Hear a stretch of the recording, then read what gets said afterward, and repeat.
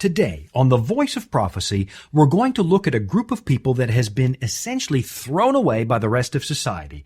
And then we're going to find out if you and I are part of that group.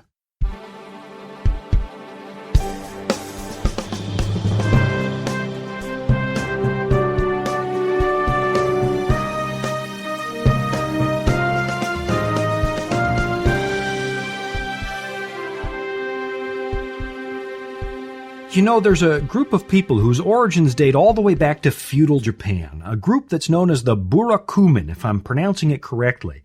And that word means the village people, and it doesn't mean it in a good way like the disco group from the 70s. These village people are outcasts, and the title Burakumin is meant to be a slur that puts these people at the bottom rung of the social ladder. So, of course, the question is, how did they get there? Well, way back in history, this group of people had undesirable jobs that made them unclean because their jobs were associated with death. These were butchers, undertakers, grave diggers, executioners. They were the merchants of death, and the rest of the Japanese public considered them dirty and defiled. So they usually lived in a buraku. And again, I hope I'm saying that right. I don't speak Japanese, but a buraku is a small village in the country, typically that was set away from everybody else. And even though the word buraku today is sometimes used to refer to any small village, it does have a negative stigma. You don't want to live in one of these. You don't want to be identified with those people. In essence, they were outcasts. And you know, almost every civilization has had these, people who don't rank, people who are despised and set aside. And nobody's really sure how the Burakumin came into existence.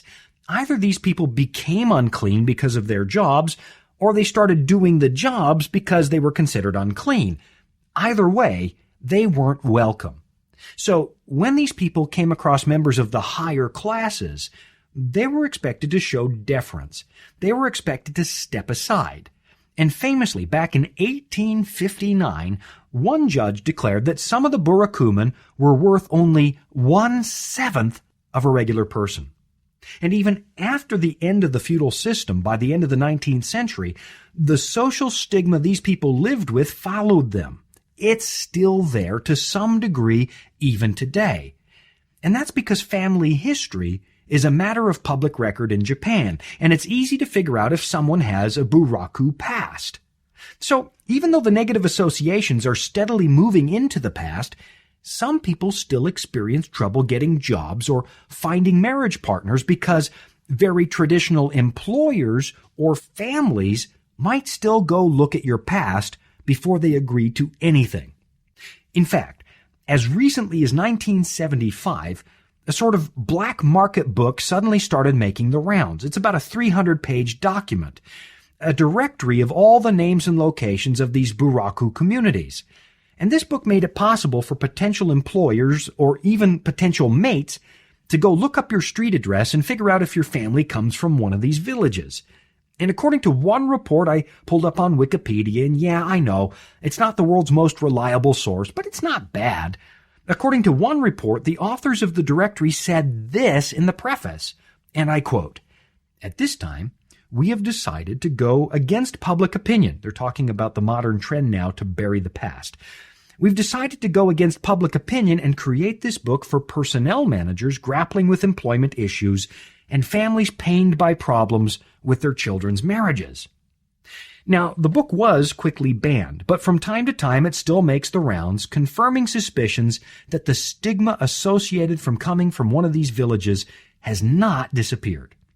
Now, in case you're thinking, hey, you're picking on the Japanese culture, I'm not, because this is really a human phenomenon. And that's the reason I really find the story so fascinating. This is a universal human trait. You know, when I was a kid, we always pointed to India as the planet's most egregious example of an unfair social structure. The caste system is what we pointed to as an example of the way human beings can create systemic discrimination and put up barriers to keep the lower classes at bay. But of course, it's not fair to pick on India either because it is a universal human problem. And I know that here in North America, we like to pretend it doesn't happen. We want to pretend our civilization is too new for discrimination. We want to pretend that we're perfectly egalitarian, but you know we're not. I mean, first of all, we had years and years of slavery. And in my own home country of Canada, we passed some laws in the 19th century that made it obvious we didn't consider the native tribes as equal human beings. And some of the key portions of those laws were perpetuated well into the 20th century. And no, I'm not one of those politically correct paranoids who sees a problem with everything everybody does. I mean, please, my kids can tell you I am hardly politically correct.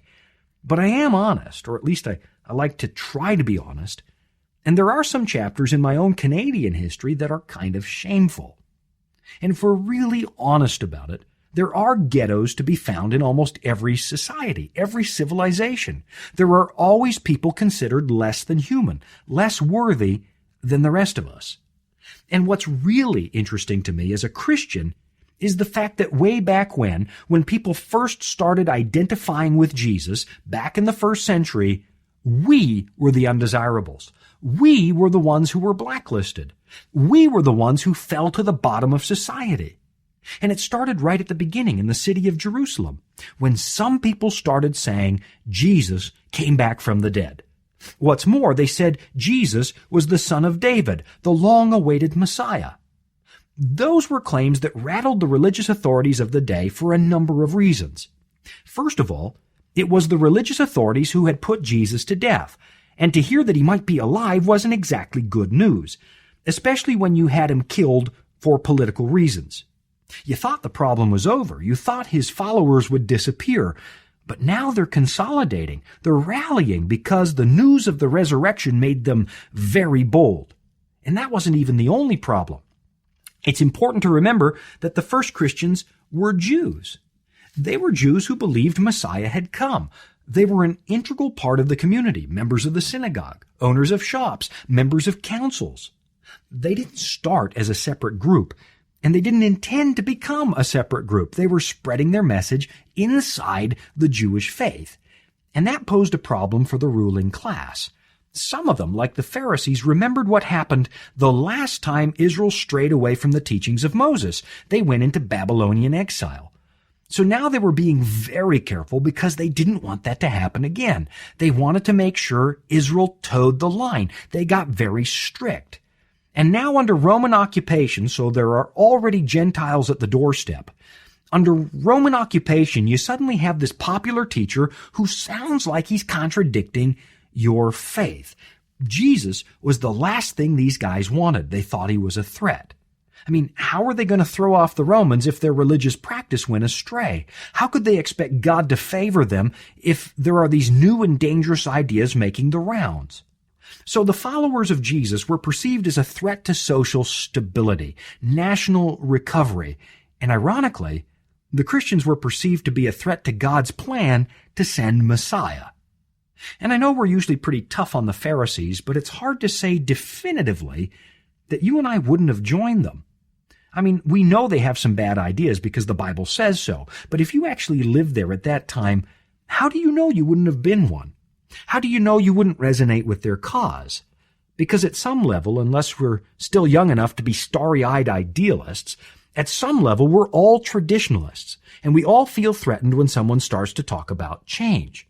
I mean, just look at the situation here in America. If you elect a Democrat, the Republicans worry about change. If you elect a Republican, then the Democrats worry about change, and that's because everybody at some level is a traditionalist. So the early Christians became outcast to their own social system, and then the decades that followed, it only got worse. And right after this break, I'll tell you what happened next. Do you feel as if you have more questions than answers in your life? Where is God when people suffer? Can I find real happiness? And is there any hope for our chaotic world? Are you searching for answers to these and other of life's biggest questions? The Discover Bible Guides will help you find the answers you're looking for. Visit us at BibleStudies.com or pick up the phone and call us at 888-456-7933 for your free Discover Bible Guides. 888-456-7933. Study online on our secure website or have the free lessons mailed right to your home. Visit BibleStudies.com and begin your journey today to discover answers to life's deepest questions. When you go back and look at history, you discover that the Romans were really one of the most tolerant empires the world had ever seen, at least when it came to the religious liberty they gave their subjects. They were polytheistic. They worshipped a lot of gods, so adding more gods to the pantheon, no big deal. Conquered people could keep their religion. The only requirement was that Caesar had to be added to the list of gods. Now, in reality, very few Romans actually believed the emperor was a god because, after all, they grew up with the guy and they knew full well he was not a god. But a massive empire consisting of all kinds of conquered nations needs something to hold it together. So the emperor becomes a symbol of Roman unity. He was a physical representation of the empire itself. And so because polytheism was no big deal, they just made him a god. And some of the emperors really leaned on that idea to keep their subjects loyal to the empire. They insisted that people worship them at least once a year. Now, that worship usually consisted of offering a pinch of incense to the emperor. And under the Emperor Decius, you actually got a certificate to prove that you had done it. And that became a litmus test of loyalty to the Romans. But what comes as a surprise to many people is the fact that the Jews were actually exempt from that, at least early on. They didn't have to do it. And the reason is because the Jews once helped Julius Caesar as he was passing through their neighborhood, and they were rewarded with a special exemption. The Jews were known as a religio. Now, that's a Latin word that's used to describe a national religion. It's actually where we get the word religion. They were a nation, a political entity that was bonded together by its own distinct faith. So they didn't have to offer a pinch of incense to the emperor. They had a special exemption, and they were only required to pray for the well-being of the empire, which they could do. But then the Christians showed up, and they seemed to pose a threat to the special relationship Jews had with Romans. And when the Jewish nation started pushing back against this new sect, as they tried to make clear distinction between Jews and Christians, the Christians found themselves pushed to the margin of society. They no longer had the special exemption. They were pushed out of the synagogues, and over time the Romans began to think of them as different. Not at first, mind you, but eventually. You see, the Christians were not a religio. They were not a national religion because they didn't actually have a country. They were a superstitio, which is where we get the word superstition. They were a minor sect. They didn't fall under the protection of the Jewish exemption. And even to this day, people still rank superstitio as something less than religion or religio. Actually, in reality, the Romans considered the Christians to be atheists, if you can believe it. And atheists were not welcome in the Roman Empire.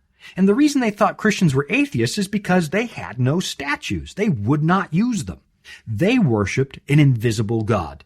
In fact, when the Romans sacked Jerusalem in AD 70 and destroyed the temple, some reports suggest they were shocked there was no statue in the most holy place.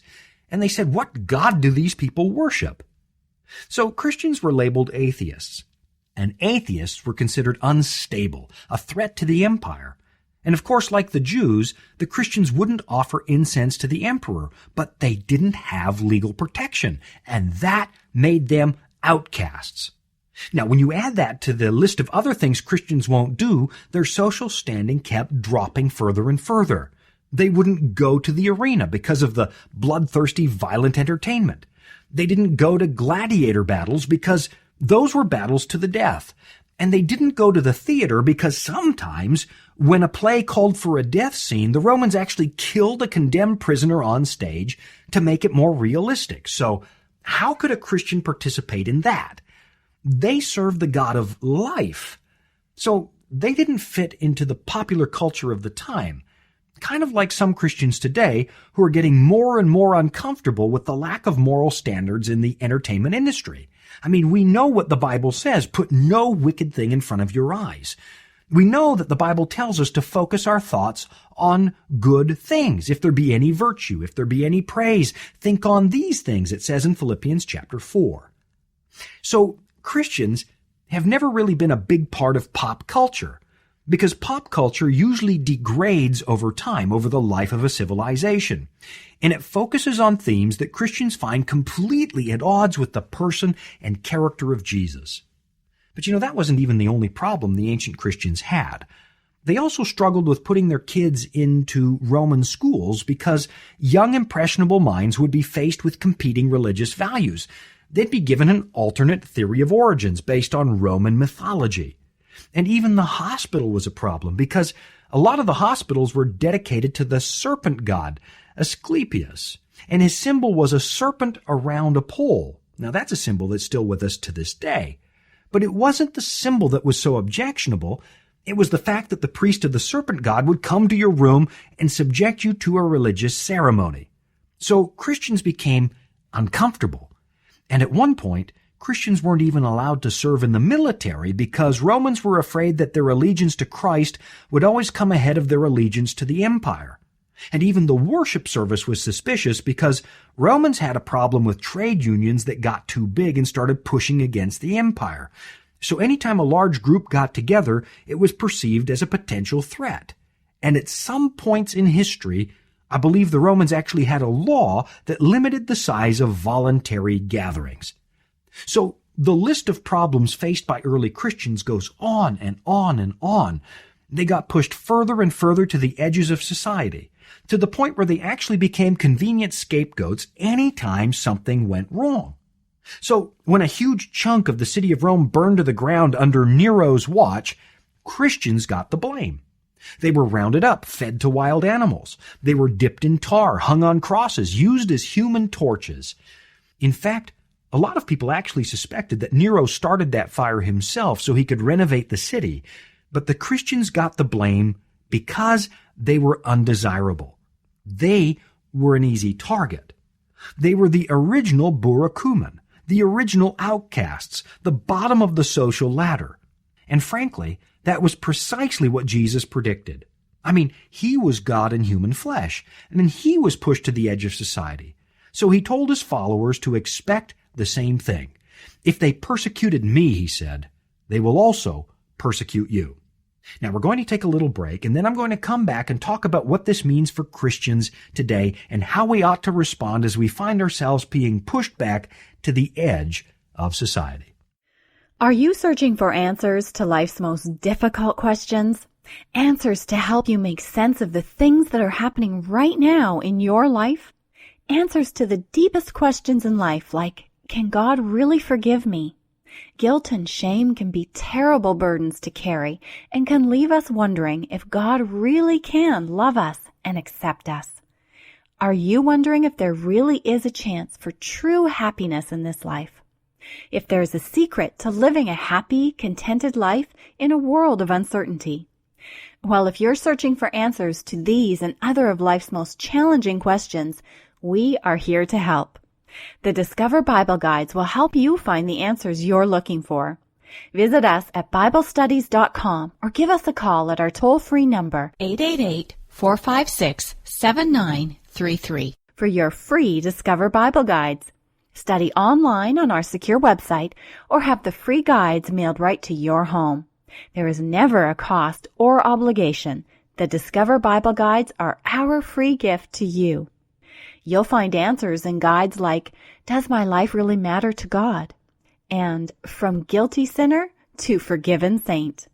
You'll find answers to the things that matter most to you in each of the 26 Discover Bible Guides as the major themes of the Bible come to life. Begin your journey to discover answers to life's deepest questions and log on today to BibleStudies.com.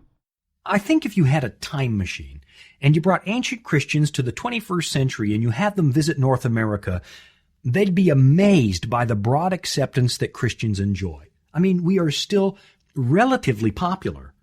And I know that people say we're now a post-Christian society, but I'm not ready to accept that. Not quite yet. I mean, I grew up in a very, very secular part of Canada, far more secular than America. And when I moved to the United States, I was amazed by how openly Christian Americans are. I mean, obviously not everybody, but it was more than I expected. People were talking about their faith everywhere, openly. On the bus, on the radio, on the street corner, on TV. It was everywhere. At least by comparison to where I grew up, there was a lot of Christianity. And then I checked the stats, because people said we were post-Christian. And you might be surprised to learn that church attendance today is still double what it was in 1787, the year that New Hampshire ratified the Constitution. Percentage-wise, there are twice as many people going to church today than there were back then. So we can hardly call ourselves post-Christian. But we are in decline, no doubt about that, and Christians are more and more finding themselves pushed to the edges of mainstream society. Christians are portrayed in the media as narrow-minded, uneducated, bigoted, pig-headed, criminal, you name it. They're portrayed as undesirable, and it's getting harder and harder to find a positive portrayal of a Bible-believing Christian. And this comes on the heels of the 1950s and 60s when Christianity was really mainstream. You had Billy Graham preaching on TV in massive stadiums for the evangelicals. You had Fulton Sheen representing the Catholics on TV. You had Martin Luther King dedicating his Christian faith to the fight for civil rights. So after some decades of decline in the early 20th century, Christianity had something of a revival in the 50s and the 60s. It had been in decline, though. In the first part of the 20th century, a lot of the philosophical skepticism of the 1800s had made its way into mainstream Protestantism. The Scopes monkey trial of 1925 and the media circus that went out of its way to make William Jennings look bad put another dent in the popularity of Christianity. Biblical Christianity took a huge hit in those years. And as author Ross Douthat points out in his book Bad Religion, Bible Christians were labeled as fundamentalists, and they disappeared into what he calls the cul-de-sacs of American society, sometime in the 1920s. Bible-believing Christians were largely marginalized. Then it bounced back in the 50s and the 60s, so that my generation was exposed to a Bible Christianity that was mainstream and widely accepted. And then came the 80s, when the televangelists started to pull some really stupid stunts. There were sexual scandals and financial scandals, and to a lot of people, Christianity started looking like a three-ring circus with faith healers and get-rich-quick schemes. And the public started checking out of Christianity when they realized that the popular version wanted to use them instead of help them.